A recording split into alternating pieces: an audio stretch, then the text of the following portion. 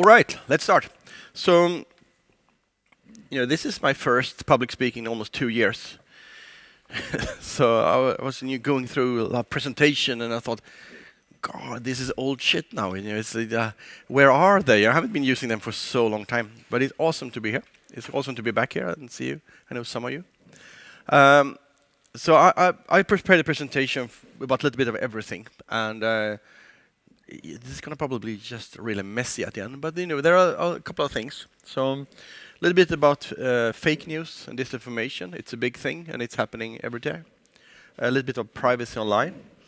A little bit of my learnings from my companies. Darknet, cryptocurrency, ransomware. It's a big thing now. So being anonymous online, a little bit about that, and a little bit about Paliscope and the journey and what we do. So as you said, I graduated here for 2002 from Chalmers School of Entrepreneurship. I went to the same class as Pontus.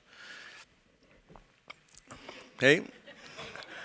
And it was awesome. And then after that, 2002 wasn't really an awesome time, to be honest. It was just at the IT crash. So the class before us, everyone got a job at McKinsey, and when we came out, they were almost broke. So we had to start our own companies. And I started the company NetClean then, which is a company to detect child abuse content on corporate laptops. But I couldn't stop myself there. So working with the police, I realized that they have no tool to investigate the material once they find it. And we created another product, and that became a second company called Griffy. That is a product for police to deal with child abuse content. And right now, it's global, that company, and NetClean is mostly the Nordics. There is a problem here because there are 250,000 fraud reported every year in Sweden, and we sold 0.2% of them. And the problem is, of course, not that people are not robbing banks anymore. Everything is online, of course. So we need to help the police to get more tools to solve more crime. Simply, to really empower them. Back in the days we bought police cars and guns. We don't need them online. We need something else, and we think we might be part of the solution at least. My idea was to start to talk a little bit about fake news and disinformation. Fake news was invented by Donald Trump, really, but it is a big thing, and it happens all the time. And you're going to see a short video here. We're entering an era in which our enemies can make it look like anyone is saying anything at any point in time, even if they would never say those things. So, for instance, they could have me say things like, Killmonger was right, or Ben Carson is in the sunken place, or, how about this, simply, President Trump is a total and complete dipshit. Now, you see, I would never say these things, at least not in a public address, but someone else would. Someone like Jordan Peele. This is a dangerous time. Moving forward, we need to be more vigilant with what we trust from the internet. That's a time when we need to rely on trusted news sources. It may sound basic, but how we move forward in the age of information is going to be the difference between whether we survive or whether we become some kind of fucked up dystopia. Thank you. And stay woke, bitches. The whole point is that this is, of course, totally fake. And you can produce anyone, and it's really easy nowadays to just produce fake videos.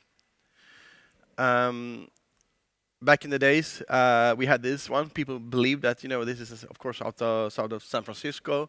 The shark is jumping up, the hero. Is it real or not? Obviously, it's not, because if you zoom in, you see it's actually Batman there. And the shark is from another video. So if you find the shark, you find that, no, it's, of course, a photo montage. And this is an old one, but it's really simple. People believed it at the time, but now it's so good we can't distinguish if it's true or not. And it's being used by a lot of people there and governments. You have the QAnon is definitely doing this a lot of time, but you also have governments, of course, producing fake evidence, and especially in the times of war. So another one, which is an interesting. This is not going. Another one is the face recognition. So we're meeting people online, especially now when we always have Zoom meetings and Teams meeting, where people are all over the world.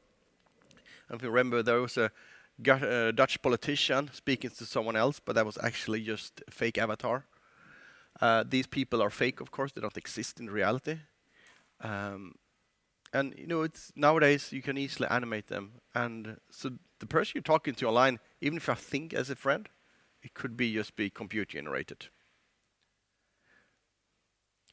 And the problem here is, of course, that you can do this on a scale as well. So you have in Russia, you have department just producing fake profiles, and they continuously build these. And you automate this. It's not difficult to do them anymore. It's a machine.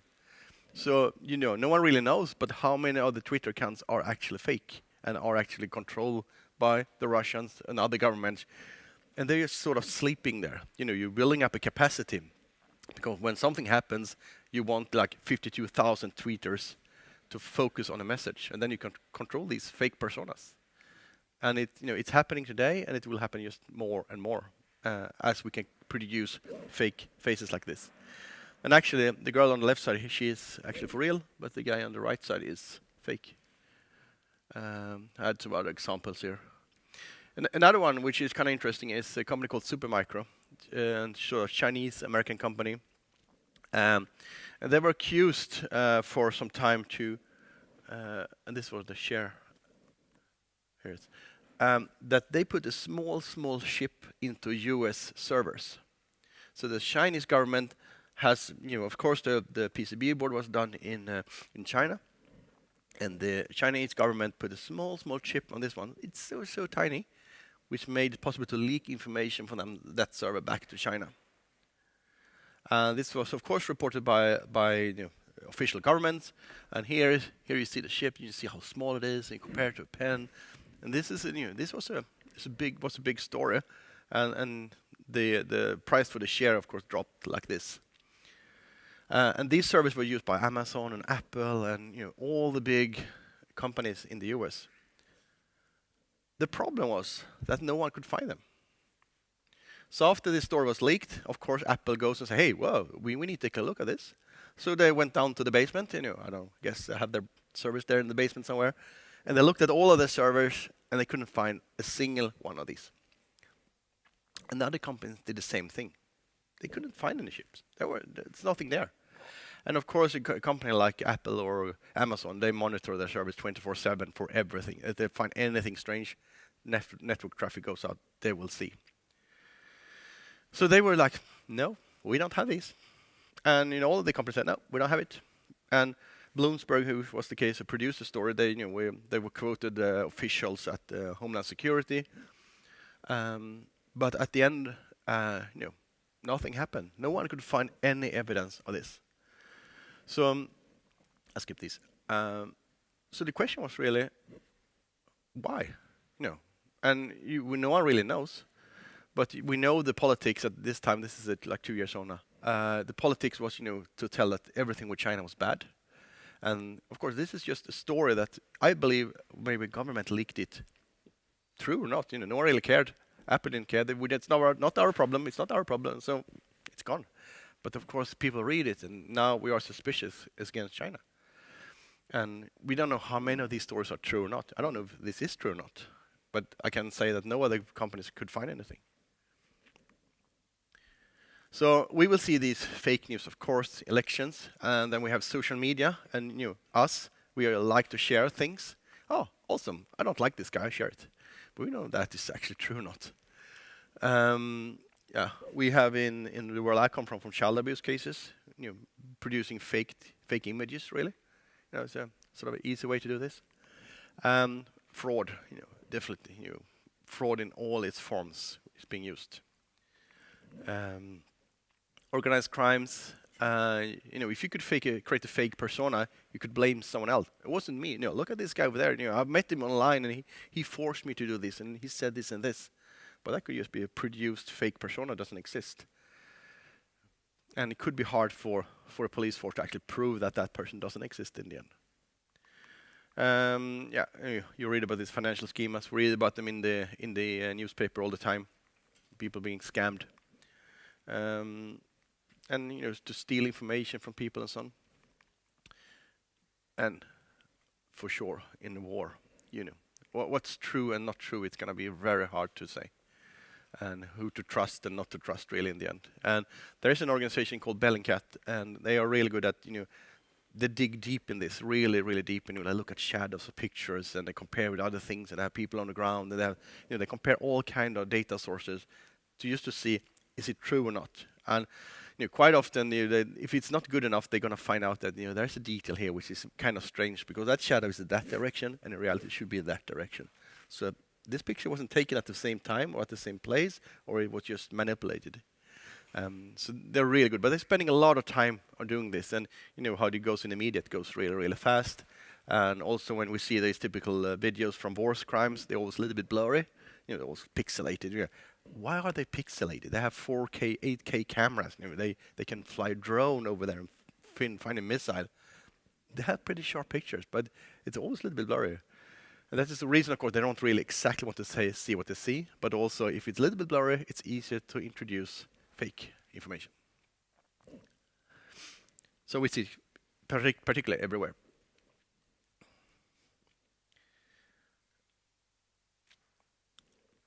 So another area which is, I think is kind of exciting, and this is probably one of the reasons I continue to work with this, is the Darknet and the cryptocurrencies.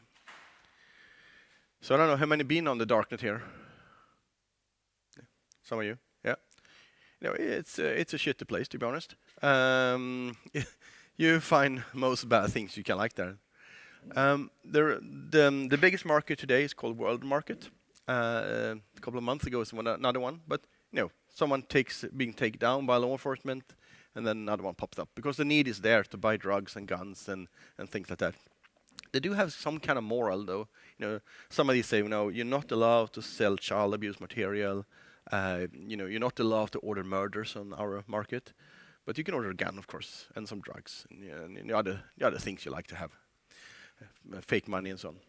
And they're becoming seriously security aware because they know they're being infiltrated by law enforcement. So they do all they can, and they're becoming really good at this now, to have a safe transaction of money, and you're gonna have you can visit that site safely, and there are a lot of security protocols because I know that otherwise their users will not come, and they're not going to earn the money because they take 5% of the commission or something for the money. So they're just becoming better and better. Another thing which is a big driver is porn. No, it is. But about a year ago, Visa and MasterCard told that Pornhub, which is one of the 10 largest sites in the world right now, and you can guess what they have on that site, they can't use your credit card anymore. Visa and MasterCard said, no, our shareholders don't think it's a good idea that we help your users to pay for the content. But they are the 10th largest site in the world. They have 44 billion visitors last year. So they have to solve that problem, of course. And so they turn to cryptocurrencies, which is sort of distributed and it's not untraceable, I would say, but it's hard to trace, and at least no one controls it. So you say, well, okay, you can't pay with your credit card, but hey, you pay with bitcoins nowadays or other currency. And that's sort of legitimate because they have 44 billion visitors last year.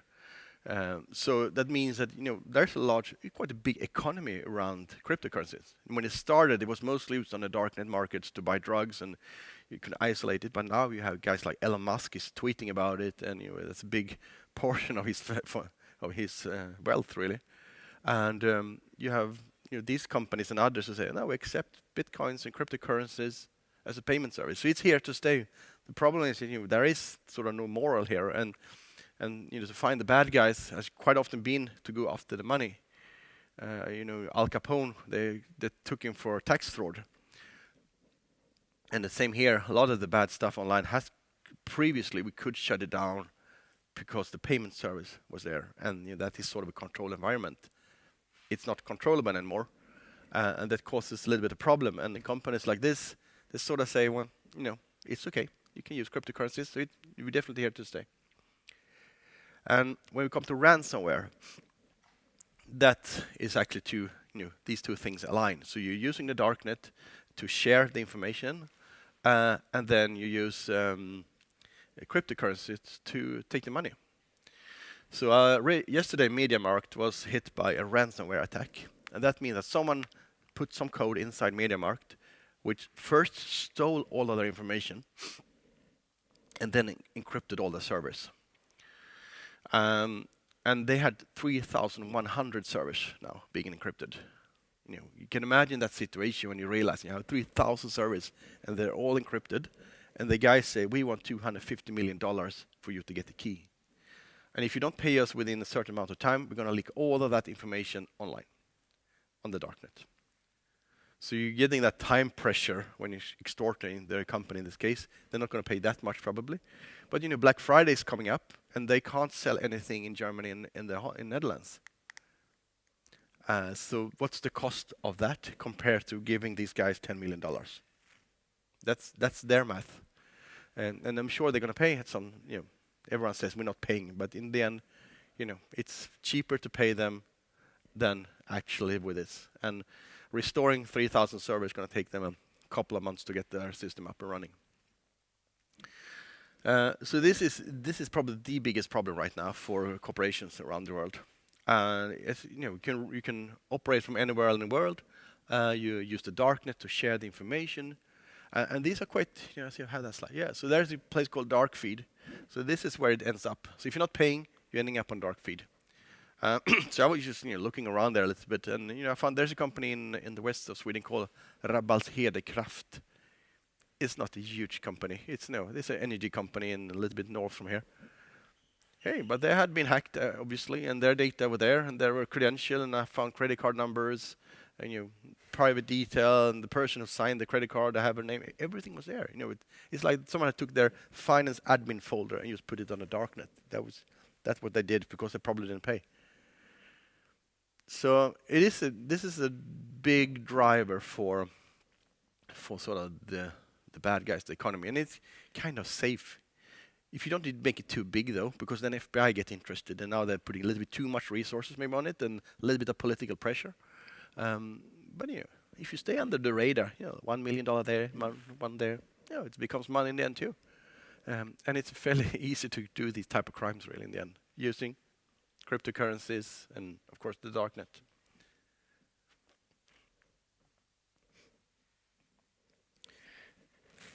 And another area which is kind of interesting is being anonymous online. So, EU has all of the GDPR, and you have this, you have to accept cookies and things like that. Are you allowed to track me and so on? But they don't really need it anymore. So when you're visiting a website, your computer is fairly unique. So you can try it out yourself. There's a site called Am I Unique? So when you go there, they're creating your fingerprint. So depending on that, in my case, I was running an Apple. I was running Safari, not that unique. But the time zone, I was having Swedish. I had certain versions. I had certain resolutions. I had some plugins. And in the end, I was unique among all of their users. It wasn't so difficult to track me. So now in reality, you can be tracked everywhere, even if you don't accept that cookies. You live with this. That's the case. If you're using your computer, they know who you are, or at least the companies know who you are. Maybe not the governments, but the companies know. And you can argue, is that the problem, really? They sell you more advertising. But of course, if the company is located in a bad place and they're leaking their information to some bad government, now it's becoming a little bit a problem, I think. And we see those things happen all the time, of course. So they can really create like a perfect profile of who I am. And I don't know if you heard about this, that some people think that the Facebook is listening to you. So typically you have a discussion about something, and then 1 hour later, commercial, the ad comes up, and it was exactly what you were talking about. It happens all the time.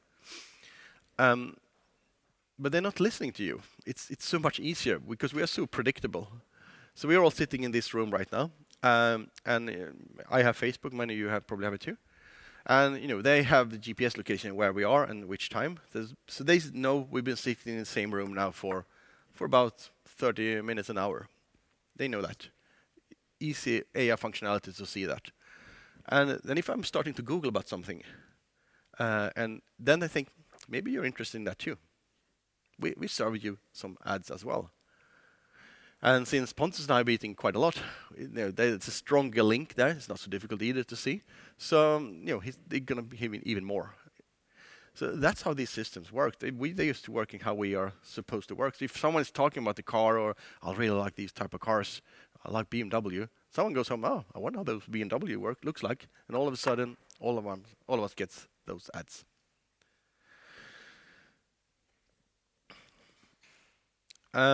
Face recognition online is a big thing. It was a big thing, but it still is, I think. So there was a Polish company. There are two guys inventing a company called Pimice, and we started to work with them, but we had to stop because of GDPR. But they were in reality crawling the web and doing face recognition, and then you can just search for anything. And they're becoming pretty good actually. And I was trying to show you how my presence online. But I think they have some issues earning money. I haven't spoken to them for a while, but I was waiting for this, and I think I recorded a video here. Yeah. So you see the progress bar going up and waiting. It's searching. It says blogs and forums and company websites. All right. Oh, explicit content. Whoops. Criminals. I'll probably soon. I've been working with this guy. This search is instant. It takes less than a second to do the search. There is no need for progress bar here. This is just to get me curious, like, oh, damn it. I wonder if I'm going to get, yep, criminal content as well. Well, you have to pay for it. But it's all fake. It's all fake. It's just to get my money. Well, I know where they're going to find me. In the US, there's in Europe, it's more or less forbidden for law enforcement to use this type of service because of GDPR. And Swedish police actually did a trial. So in the US, there's a company called Clearview. They're a little bit more open-minded there to this type of technology. So there's a company there called Clearview, and they crawled Facebook. They started with Facebook and Instagram, and then they got access to a lot of databases as well. So it's quite comprehensive. So in one police, they actually got access to it and tried it out, and it worked. They fined, in this case, the rescue victim, but the Datainspektionen said, no, you can't do this. And actually, the Swedish police got quite a big fine for that. But, it worked. They rescued the child in this case. So you can argue what the cost of that is. But we're not allowed to use this type of services in Sweden or in Europe in reality. So in reality, you can't be anonymous online, and there is no privacy. If you are online, you're leaving traces everywhere. But I think the question to ask yourself is, who are you afraid of? What's the danger? If you're signing up for a Facebook account or an Instagram or WhatsApp, it's owned by the same company. Yeah, it's free, and you have to accept the fact that they're gonna trace you like crazy. But it is to sell ads. It's what they do. And but I think it's also very important to think of what kind of services do I actually sign up to before doing it. There's funny apps where you're signing up for, oh, you want to make your face look like a dog? Yeah, awesome. Oh, who's behind it? That could be someone collecting faces. So that is really important. And I think we're all tried to be scammed all the time. But I had quite a good one coming at me a couple of months ago. So I was contacted by a girl on LinkedIn. And she was really beautiful. So I was, I'm a guy. So yeah, awesome. Of course, she's interested in me. Yeah. So what's up to you? And then she's like, yeah, I'm producing this story about thought leaders, and I'm working for this company in the UK, and we're really interested to have you on board. And I'm like, of course, yeah, I'm a thought leader, yeah, and you look really good as well. Of course, I'm going to continue the dialogue, but I started to do a little bit of googling, and I also realized she's a little bit too good looking, to be honest, for that role she has. There was a little bit of disconnect there. Now a little bit judging here, but there was a little bit disconnect there. And she had a colleague, she was also really good looking. So it's probably too good to be true, this. But I continued the dialogue. And the company was, you can look at all the records of the company. Well, looked at a really good company. And they had a lot of employees. But as I said before, I don't know if those employees exist. The ones who tried to get my attention there, they probably had a lot of fake users on LinkedIn too. So you can create those fake companies and you can fake records. But then you can go into these registers to check, how old is a domain name. So if you go in there and check, you can say if the domain name is like 1 month old, you could probably think this might be fake. But this was probably 10 years old. So governments, they think quite ahead, much more than we do, and they plan. They're building capacity. Before we bought a lot of guns and tanks because it might happen something. The same here. We're building capacity for things. This was something probably someone set up 10 years ago, and there are probably hundreds of those fake companies out there. And they're trying to target specific persons in some stage. 5 minutes, okay. Oh, so where should I do the last 5 minutes? I haven't even spoken about Paliscope yet. I think I go to this one. A little bit of learnings from what I've done. I think the most important one is, this. Do what you love. It's so easy to not do that, and for me, and I said to another friend just I think it was 2 days ago, and it's kind of strange, but I really get going on when I can try to build system which visualizes information and finding links between them and how we can present that investigation. It's crazy. I really love that. You can argue that's stupid, but I really, I love to do those things. I hate administration. I really truly hate it. When I have to fill in a formula for something, anything, my whole body screams stop. But I come to the conclusion. I really like this. Usually, when you like something, you become pretty good at it as well. And if you also can earn money at the same time, you're sort of finding the sweet spot. So I think I know there are some entrepreneurs here to be, and some already are that. But try to think of this. That could be within the company. I've been the CEO for my companies for almost 20 years now, and in Paliscope we just got acquired by a company in Stockholm. So nowadays I'm deputy CEO, and people ask me, how do you feel about that? You've been the big boss sort of for 20 years. Now you're not that anymore, and it's awesome. Because there's so much administration, and it's human resources, and it's finance, so much those things when you are the CEO. In the deputy CEO, he or she can do exactly what he wants. It's a nice role. People think I'm important. It looks good on the card. And I also got the founder title, so no, it's fine. But it's also, I can focus on what I really like, which is really building these new type of systems and being at sort of the forefront of AI and technology. Rather than spending time on those things I don't like. So try to find that sweet spot. That could be anything. I don't think there's any rights and wrong here. It's just that it's important actually to try to find that. And it took me quite some time to come to that situation that I really understood that I kind of like this. It's it's how it is. So that is a very key learning. And another one is also don't get burned out. That is, no one gonna thank you. So you work too hard, so you have to be in a silent room for like 6 months. No one's gonna say thank you for working so hard. You just became a problem, actually. So, try to listen to yourself. And I've been, Björn, you've been there, and I know other friends who've been there, and I have been very close. I haven't been there really, but they're very close to hit that wall. And you have to just step down, bail out. I can't do it. I have that project. I need to deliver that on Monday, and sorry, there is always someone else going to cover for that. There is no such thing that you have to. In those cases, just stop. I came to my limit. We all have some limits. They're different, and of course, if you do what you love, that limit's come later on. Might come harder at the time, but it's stay behind that wall.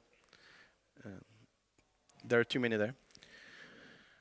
And I also have to do some commercial. We are hiring people. So if you're interested in either, we're looking for developers, we're looking for analysts. If you think sort of the darknet seems like a fun place, you want to work in the forefront of technology. We are looking for people and trying to grow. So spread the word if you're interested yourself. And one final word then, because my video crashed there. What we do at Paliscope really, and to be honest, we started 4 years ago. We started there, and it was a good thing, but there's no market there. There's no one paying for that product. Shit, and there's a competitor who almost give it away for free. Okay, we have to move. So we moved over here, and now we're starting to grasp what we're actually going to do. And what you do is that there's so many data sources now. So especially for law enforcement, these type of organizations, they have access. Soon they have access to the internet, and there's so many places to look at, of course, and they have so much data internally, and then they get so much data from other agencies, so they're drowning in data. The problem is that it's actually not a data problem anymore. They probably have the answers somewhere in that sort of big lake of data. It is an analytics problem to find it, and you don't have unlimited time to look at it. If the crime, if it's a small crime, you have a little time. So you need to find it quickly. So what we built is really a platform which you just feed all of these data sources in, online, offline, whatever. And we're also working with companies like Recorded Future here in Gothenburg. Feed it into sort of a black box, and then we're just crunching it and pick it up. And here's the bad guy. A little bit like that. But it's a lot of AI technology, of course, to find those. How are people linked to each other? How are the patterns? So we can help the investigator draw the conclusion, this is the guy. And in much faster time, of course, than trying to shift this manually. So we work a lot with online darknet. We work a lot with AI technologies, and typically work with organizations dealing with sort of a cyber threat arena, either to find the bad guys or trying to protect themselves from the bad guys. So we also work with companies to avoid being hacked or being taken by ransomware. I stop there.